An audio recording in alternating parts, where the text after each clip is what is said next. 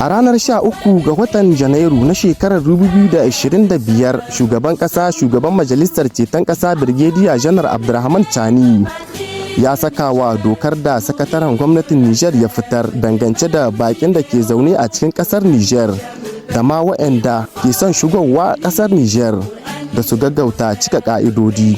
Hakan yasa rashin cika ƙa'idodin na sa bako ya fuskanci doka. Rashin dokar na iya sa bako ya fuskanci ɗaurin shekaru 2 zuwa 5 a gidan yari ko taron kuɗi daga miliyan 2 zuwa 50 na sefa.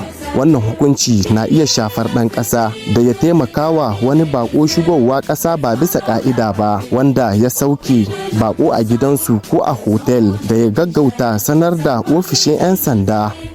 Mu tuna muku da cewa tun a ranar 26 ga watan Yuli na shekarar 2024 da gwamnatin sojin Nijar ta yi juyin mulki don ganin ta kawo kwanciyar hankali da kuma zaman lafiya mai ɗorewa a cikin ƙasar mu ta Nijar.